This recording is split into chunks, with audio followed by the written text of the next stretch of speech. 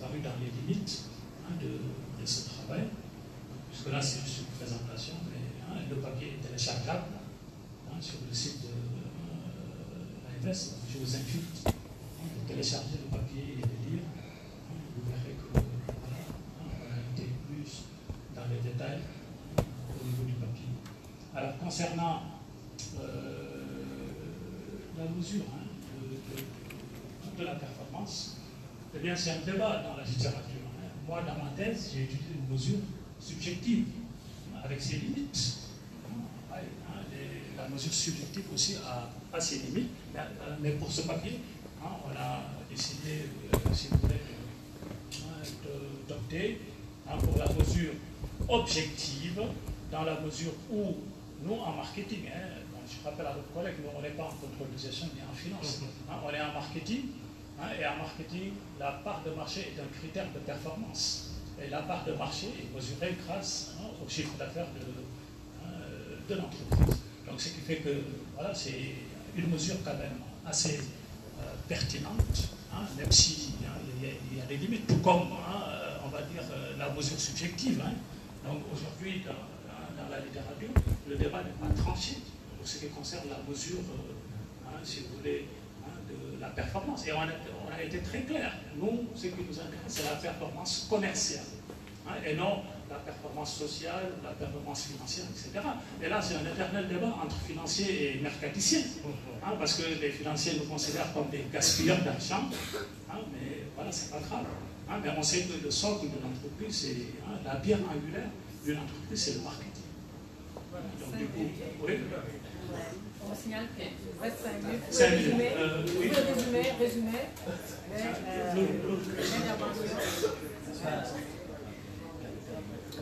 Ah oui, bon, là aussi, il faut qu'on précise qu'on n'a pas adopté l'approche qualitative. Non, donc il ne faut pas attendre qu'on vous donne des résultats qualitatifs. Non, nous, c'est l'approche purement quantitative.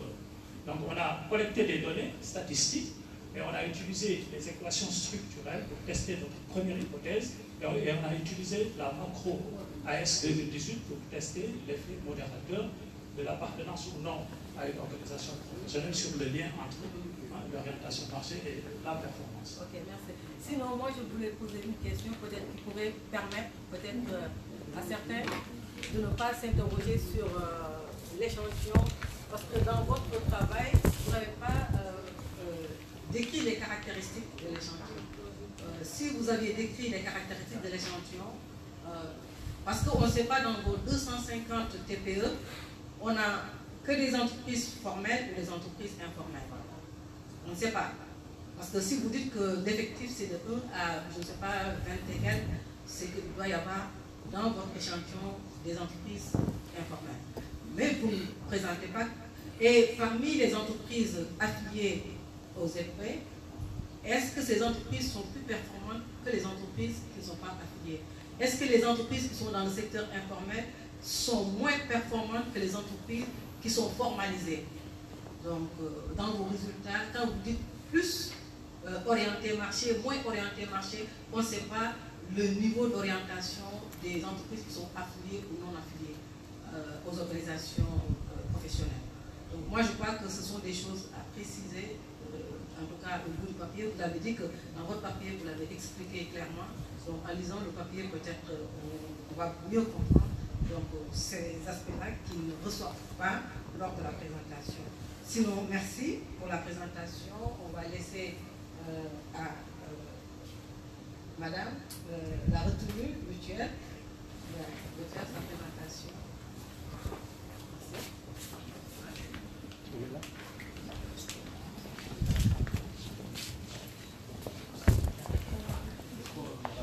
Merci.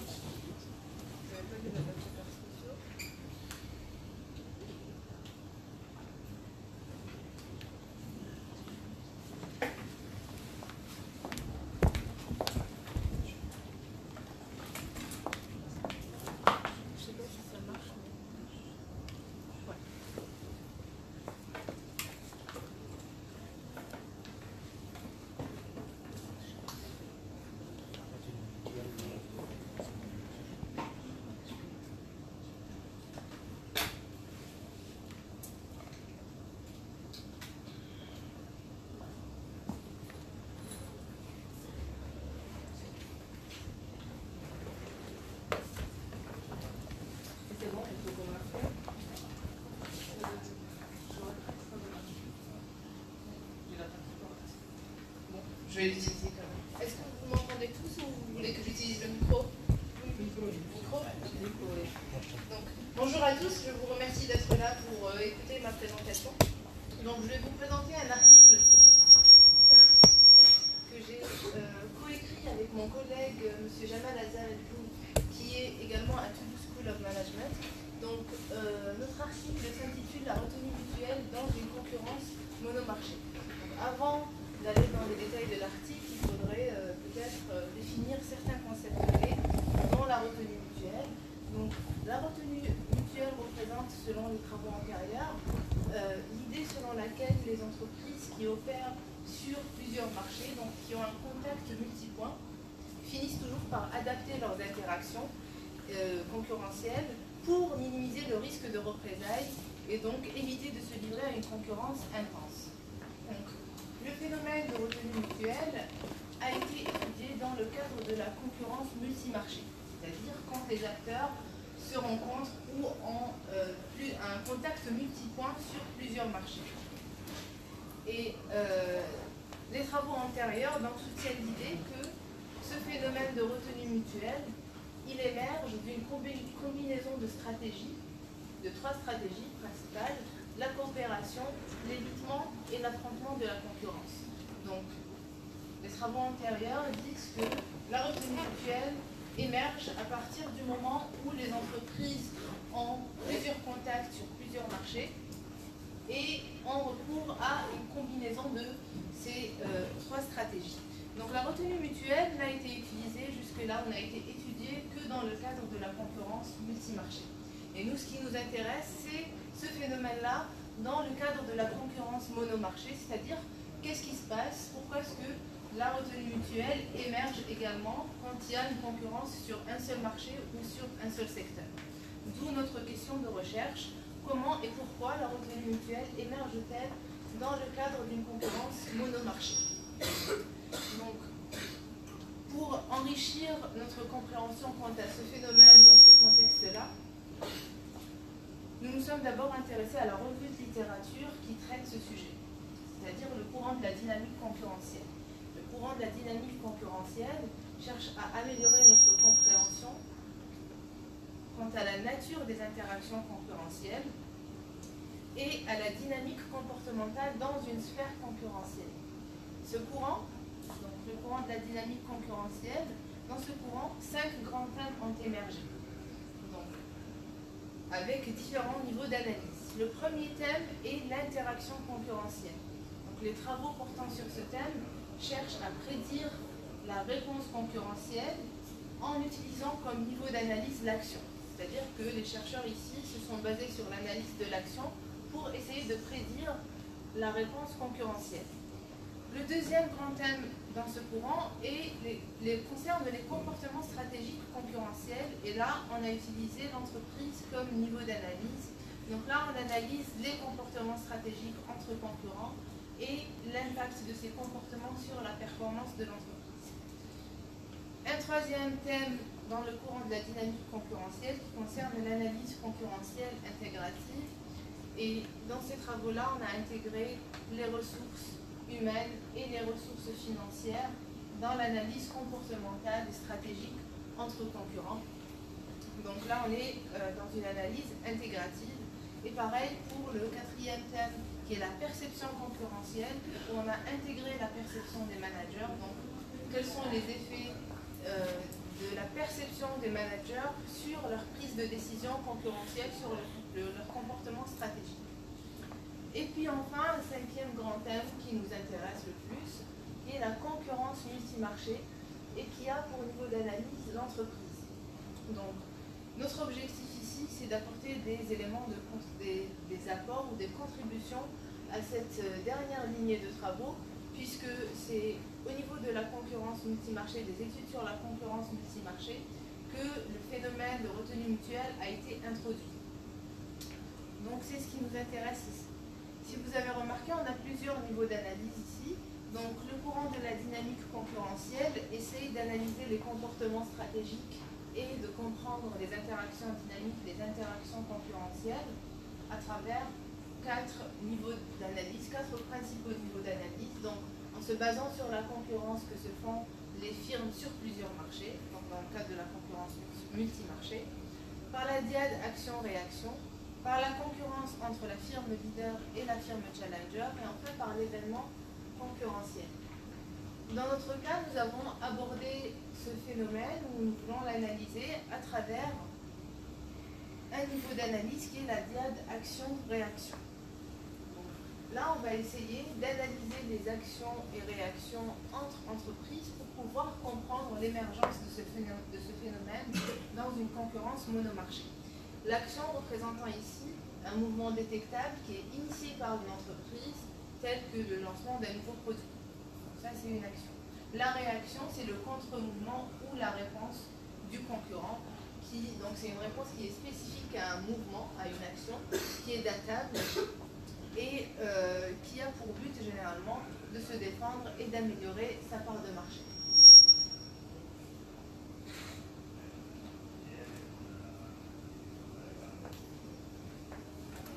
Donc pour avoir une compréhension globale de ce phénomène de retenue mutuelle dans une concurrence monomarché, nous nous sommes appuyés sur une étude de cas qualitative, une étude sectorielle qui concerne le secteur des télécommunications en Algérie, le secteur de la téléphonie mobile. Donc nous nous sommes appuyés sur des entretiens semi-directifs que nous avons tenus auprès de 35 personnes. Nous avons essayé d'avoir différents points de vue auprès des opérationnels, c'est-à-dire les opérateurs de téléphonie mobile, mais également auprès des institutionnels, c'est-à-dire l'autorité de régulation de l'AFPT en Algérie, et également auprès de certains consultants experts pour qu'on puisse avoir une vision globale de tout ça. Quelques mots sur le secteur des télécommunications ou de la téléphonie mobile en Algérie avant d'aller dans le détail des résultats. C'est un secteur qui a été libéralisé en 2003. Donc on a ouvert le marché à la concurrence en 2003. Cette libéralisation visait à augmenter les concurrents sur le marché, donc le nombre d'entrants sur le marché, à déconstruire le monopole et à créer une autorité de régulation indépendante de l'État et du ministère de la Poste et des technologies de l'information et de la communication. Donc cette autorité indépendante allait gérer les opérateurs et allait gérer ce secteur-là. Donc voici la configuration théorique de la structure du secteur. Donc, en Algérie, il faut savoir qu'il y a 3 opérateurs de téléphonie mobile depuis 2003. Donc on a les 3 opérateurs, l'autorité de régulation, qui est en lien direct avec les opérateurs et qui doit réguler ce marché-là. Et puis nous avons d'un autre côté l'État et le ministère de la Poste et des technologies de l'information et de la communication qui sont censés être totalement indépendants et ne pas influer les décisions de la l'AFPT, qui est l'autorité de régulation. Cependant, ce qu'on a remarqué sur le marché réel, c'est qu'il y a une porosité des frontières entre l'autorité de régulation et l'État et le ministère. Donc là, il y a une porosité des frontières entre les acteurs institutionnels et les acteurs opérationnels. Il y a véritablement une remise en question de l'indépendance de l'organisme régulateur ici. Donc le fait qu'il y ait des interactions, des liens très étroits entre l'AFPT et le ministère et l'État, va forcément avoir une influence sur la dynamique concurrentielle, sur les interactions qui ont lieu entre les 3 opérateurs. Donc, cette étude de cas qualitative, cette étude de cas sectorielle, nous a permis de faire des entretiens. Ces entretiens nous ont également permis à leur tour de repérer un événement clé dans notre étude, qui est le lancement de la 3G en Algérie. Nous avons eu l'occasion de suivre le lancement de la 3G dans ce secteur-là. Et comme notre unité d'analyse est l'action-réaction, la diade action-réaction, à travers ces entretiens, donc nous avons nous nous sommes d'abord focalisés sur cet événement important qui est la 3G, et ensuite nous avons essayé de repérer les actions et les réactions qui sont relatives au lancement de la 3G.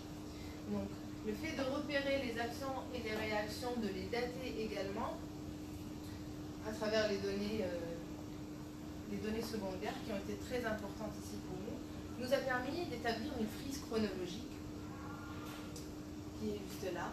Donc sur cette frise chronologique, on voit l'annonce officielle du lancement de la 3G par la RPT. Donc la RPT qui a annoncé que la 3G la technologie 3G pouvait être lancée, et puis les actions et réactions des trois opérateurs à partir de ce moment-là. Sur cette frise, on remarque qu'il y a beaucoup d'actions et beaucoup de réactions.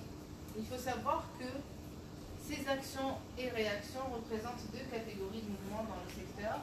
Donc, ce sont ou bien des offres structurelles, c'est-à-dire lorsqu'un opérateur commercialise un produit ou un service dont la conception est nouvelle pour lui. Le lancement de la 3G, par exemple, est considéré comme étant une offre structurelle, parce que c'était nouveau pour chacun des opérateurs. Et puis, on a aussi les offres promotionnelles. Donc, les offres promotionnelles, elles sont généralement rattachées à l'offre structurelle. Et puis, elles sont limitées dans le temps. L'objectif de l'offre promotionnelle, c'est d'augmenter ses parts de vente à court et moyen terme. Donc, on a deux principales catégories d'actions et réactions. À partir de ce moment-là, donc, nous avons analysé toutes ces actions et ces réactions et nous avons remarqué que concernant les offres structurelles, par exemple, on n'avait que 3 offres structurelles entre 2012 et 2015 pour les 3 opérateurs, concernant la 3G.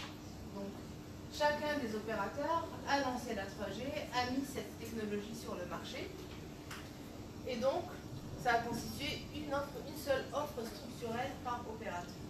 Le premier opérateur à avoir lancé la 3G est l'opérateur historique, Mobilis. Il a été suivi tout de suite après par Ooredoo qui a réagi quelques jours après Mobilis, donc tout de suite après il a lancé la 3G. Le dernier à avoir lancé la 3G a été un autre opérateur privé à cette époque-là qui est Jay-Z, qui n'a lancé la 3G qu'en 2014 parce qu'il y avait un contentieux avec la Banque d'Algérie et donc il lui était interdit de transférer ses avoirs à l'étranger. Donc il a mis beaucoup plus de temps à lancer la 3G, bien qu'il ait été déjà prêt avant du point de vue des infrastructures. Donc ça, c'est en ce qui concerne les offres structurelles. Pardon. Donc on a 3 offres structurelles, une seule offre structurelle par opérateur.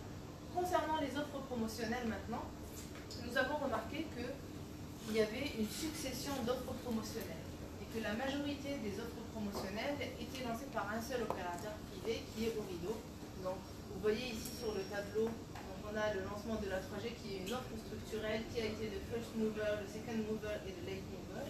Donc, qui a agi en premier, qui a agi en deuxième, qui a réagi en deuxième et qui a réagi en troisième. Et puis, on a les offres promotionnelles qui ont été principalement lancées par Ooredoo. Et concernant justement ces offres promotionnelles, il y a eu très peu de réponses. Donc, vous voyez sur le tableau qu'il n'y a eu que 3 réponses pour cette offre promotionnelle, par exemple. Donc, ces réponses-là, par les 2 opérateurs Jay-Z ou Mobilis, ont été assez imitatives. Donc, Ooredoo lançait des promotions et les 2 autres, lorsqu'ils répondaient, donc les réactions, elles se traduisaient ou bien par une non-réponse de la part des concurrents, donc non-réaction, ou alors par une imitation de l'action engagée.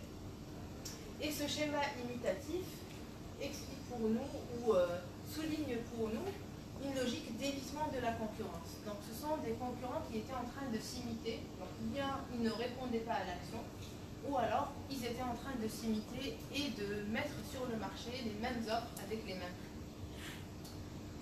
À partir de là, nous avons donc remarqué qu'il y avait un ralentissement de l'intensité concurrentielle dans le secteur. Un ralentissement de l'intensité concurrentielle dans le secteur, ce qui a induit un verrouillage du marché. Donc tous les opérateurs étaient stagnants et ils étaient au même niveau avec les mêmes parts de marché.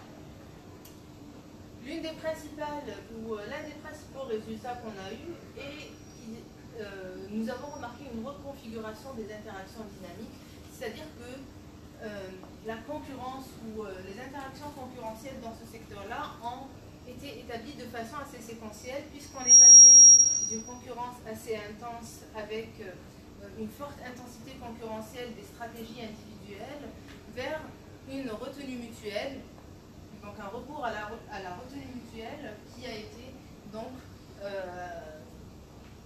introduit aussi par l'effet locking, le verrouillage du marché et le ralentissement de l'intensité concurrentielle du secteur. Donc pour nous, ce qui explique cette retenue mutuelle, c'est le fait qu'à un moment donné, les concurrents ont commencé, vu leur nombre réduit sur le marché, ils ont commencé à mieux se connaître, à être plus familiers, et ils se sont rendus compte que la situation était potentiellement dangereuse vu cette porosité entre acteurs institutionnels et acteurs opérationnels. Surtout cette porosité des frontières avec l'opérateur historique. Donc ils ont décidé de ralentir un petit peu les choses, de ralentir cette intensité concurrentielle, de la réduire donc pour pouvoir évoluer sur le marché et garder les mêmes parts de marché chacun. Donc à partir de la libéralisation, on a remarqué que tout de suite après, il y a eu une forte intensité concurrentielle dans une logique de stratégie d'affrontement. Donc il y avait une rivalité entre l'ex-monopole, c'est-à-dire l'opérateur historique, et les nouveaux entrants. Et puis il y a eu un nombre réduit, très réduit, il n'y avait que 3 opérateurs sur ce marché-là. Et à partir de ce moment-là, la retenue mutuelle a émergé pour réduire l'intensité concurrentielle. Donc, je finis par les principaux accords que nous avons trouvés à travers cet article ou à travers ce terrain. Sur le plan théorique, nous pensons avoir enrichi le courant de la dynamique concurrentielle du fait que nous avons pu observer ce phénomène de retenue mutuelle dans une concurrence monomarché et plus uniquement dans une concurrence multimarché. Nous avons d'ailleurs utilisé un niveau d'analyse différent des travaux qui étaient précédemment effectués. La retenue mutuelle représente pour nous ici aussi le résultat d'une stratégie d'affrontement entre firmes rivales, contrairement à ce que dit Koenig par exemple, qui stipule que la retenue mutuelle résulte de la combinaison d'une stratégie d'affrontement, de coopération et d'évitement de la concurrence.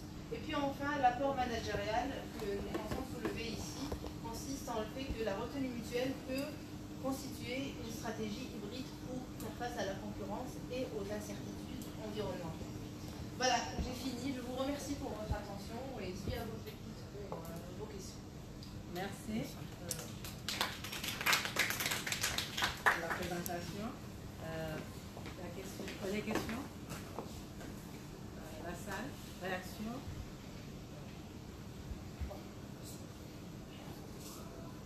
Ça veut dire que, voilà. Ou bien c'était parfait ou c'était terrible. C'est parfait ou c'est le contraire. Peut-être je vais commencer et puis ils vont vouloir se lancer tout à l'heure. Voilà. Je vais commencer par peut-être des félicitations. C'est clair. Peut-être c'est trop clair. C'est pour cela qu'il n'y a pas de questions. Ou c'est trop compliqué. C'est pour cela qu'il n'y a pas de questions. Mais moi,